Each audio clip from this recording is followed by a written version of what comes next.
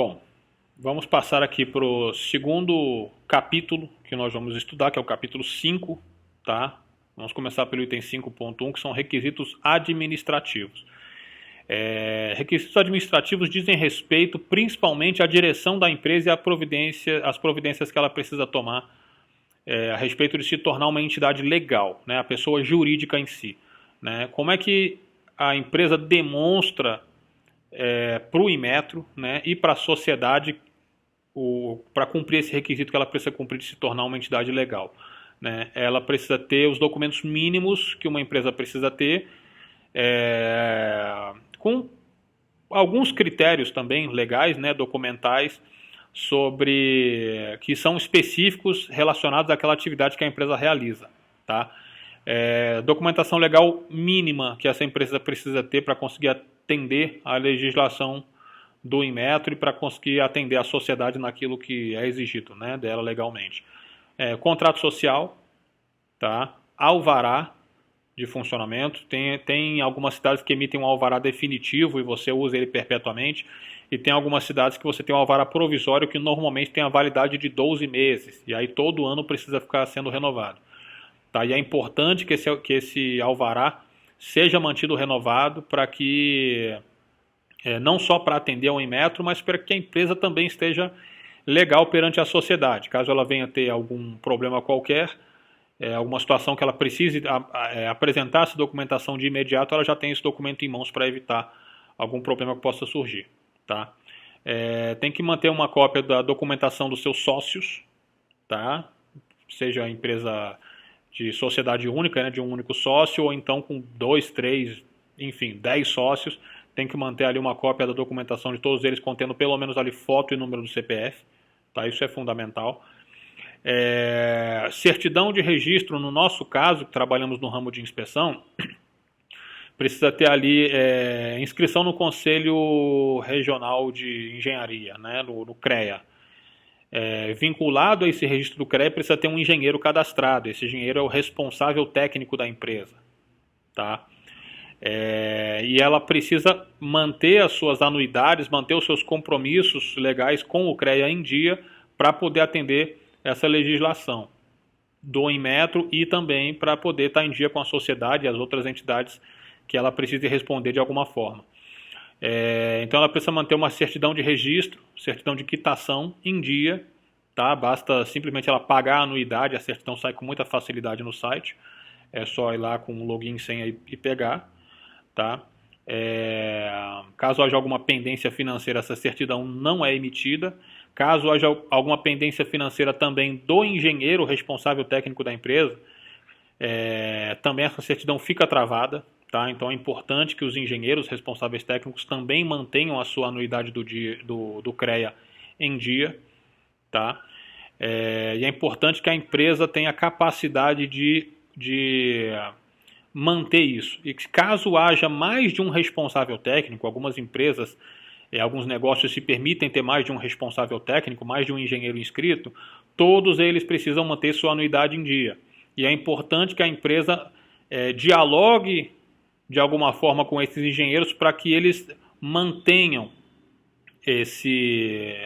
as suas anuidades em dia para poder atender plenamente aquilo que for necessário quando for necessário. Tá? Como eu já mencionei, não só o Inmetro, como qualquer outra entidade legal que exigir, que houver necessidade de ter que se apresentar essa documentação prontamente. Tá? A empresa também precisa assumir um compromisso com a sociedade e com seus clientes, assim como também com seus parceiros, né, com seus colaboradores, de manter um seguro, ou melhor, manter um seguro ou uma reserva financeira. Tá? Normalmente as empresas determinam um seguro. Por quê? Porque o seguro normalmente é mais em conta, tá, do que você manter uma reserva financeira. Reservas financeiras para esse tipo de negócio normalmente girariam em torno de 20, 30, 40, 50 mil, que a empresa precisaria deixar guardado em algum lugar, numa conta ali registrada com contador. Enfim, não é a empresa que determina esse valor. Você teria que contratar um profissional atuário para poder fazer esse levantamento do valor que ela precisaria guardar, ela teria que deixar esse dinheiro congelado em algum lugar. Tá? Então, normalmente, as empresas de inspeção que eu atendo, elas preferem fazer manter uma apólice de seguros. Tá? A empresa precisa fazer uma análise, a norma é bem clara com relação a isso, a empresa precisa fazer uma análise para ver quais são as coberturas que ela precisa abranger. Tá? E o Inmetro, a normativa, exige que sejam analisadas pelo menos 3 coberturas. Responsabilidade civil geral, responsabilidade civil profissional e responsabilidade civil do empregador. No mínimo, essas três coberturas precisam fazer parte da análise da empresa para a empresa determinar quais são aquelas que ela precisa contratar. Tá? Em geral, é percebido que a empresa precisa contratar as 3 coberturas. Tá?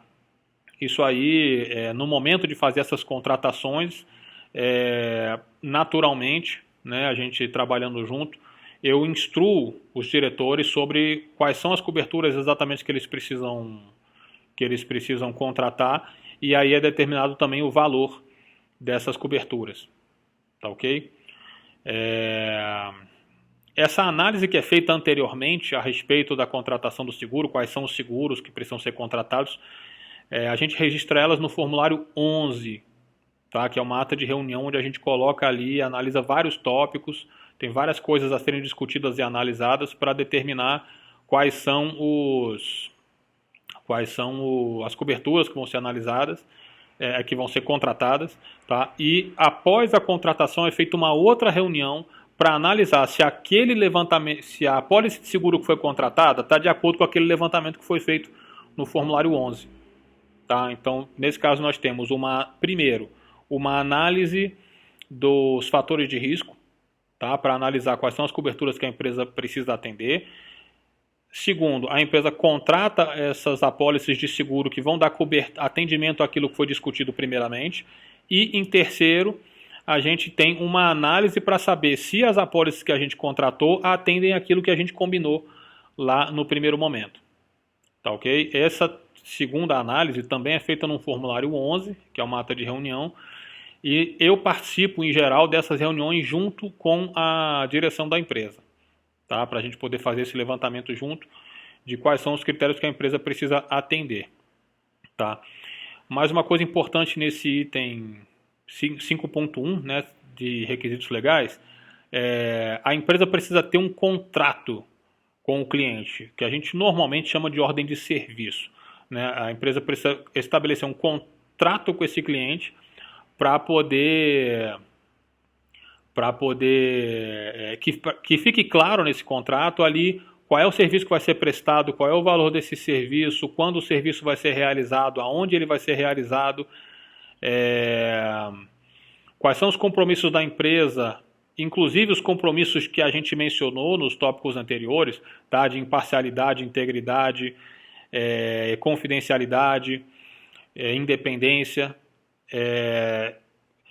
a respeito da existência do seguro, que nós falamos agora há pouco, para que a empresa possa suprir o cliente caso venha a acontecer alguma intempérie qualquer, algum problema qualquer ali durante a realização da inspeção, caso haja algum dano ao cliente, para que a gente possa ressarci-lo de alguma forma, tá? E também outras questões relacionadas ao contrato em si, tá? Que aí cada empresa também tem ali as suas cláusulas, desde que não fuja daquele mínimo que o Inmetro determina, que a empresa pode acrescentar ali dentro da sua estrutura de contrato, tá? Ainda dando continuidade aqui, tem o item 5.2, que ele trata da empresa em si. Nós falamos aqui no tópico anterior, no início desse vídeo, que a empresa precisa atender determinados critérios legais, precisa ter uma documentação que embase isso, né? Toda uma documentação legal. Nós também falamos lá no item 4, no primeiro vídeo, que ela tem essa questão da independência, né? Independência, imparcialidade e integridade. Nós precisamos ter na estrutura documental da empresa, precisamos demonstrar que ela é uma empresa independente de outras, tá? Independente que caso exista algum relacionamento entre a empresa ou que ela faça parte de uma outra empresa que tenha alguma atividade conflitante, elas precisam ser muito bem separadas dentro da estrutura da empresa. Tá? Eu falei que não poderia acontecer isso no vídeo anterior. Até pode acontecer, mas a divisão dentro dessa organização precisa ser muito bem definida. E ser capaz de demonstrar essa independência de setores dentro da mesma empresa, com atividades conflitantes, é uma coisa bastante trabalhosa. Tá? Eu não atuo hoje com nenhuma empresa onde essa atividade conflitante tenha se concretizado. Tá? Eu não tenho hoje conhecimento de nenhuma empresa que tenha que seja uma entidade que tem dois setores conflitantes e que precisem desse trabalho mais intenso para garantir a imparcialidade e integridade entre eles. Tá? Então, normalmente, elas são entidades totalmente separadas. E dentro dessa entidade ou dentro desse setor separado, se no caso da sua empresa for uma empresa diferente, que ela tenha outros setores que tenham atividades conflitantes relacionadas, enfim, essa estrutura, ela precisa ser bem definida, ela precisa ter ali um diretor, ela precisa ter um coordenador do sistema de gestão, conhecido como coordenador da qualidade, normalmente sou eu que faço esse papel. Ela precisa ter ali o responsável técnico, acima dos inspetores, esse responsável técnico. Esse responsável técnico tem que ter ligação direta com a direção, esse coordenador do sistema de gestão também tem que ter essa interação direta com a direção. Enfim, ela precisa ter toda essa árvore ali, né, de estrutura de pessoas e setores para que possa funcionar, né, de maneira organizada. Tá? Enfim, toda essa... a empresa precisa conhecer, todo mundo na empresa precisa conhecer essa estrutura, tá? Uma estrutura que normalmente a gente consegue demonstrar de forma muito simples através de um organograma, tá? Demonstrando diretor, coordenador do sistema de gestão, responsável técnico, inspetores, auxiliares de inspeção, pessoal administrativo, comercial, recepção e por aí vai. Fica tudo desenhado de forma bem simples dentro desse organograma para saber quem é que tem acesso direto a quem, tá? E no caso de ser uma entidade dentro de uma outra empresa maior, tá? A divisão desse setor de inspeção, que ela seja totalmente desvinculada do setor de produção, de fabricação ou de manutenção desses itens que a parte de inspeção inspeciona. Tá? Enfim, é isso que nós temos para falar a respeito da questão da documentação legal da empresa. Tá? E no próximo vídeo a gente vai falar do item 6,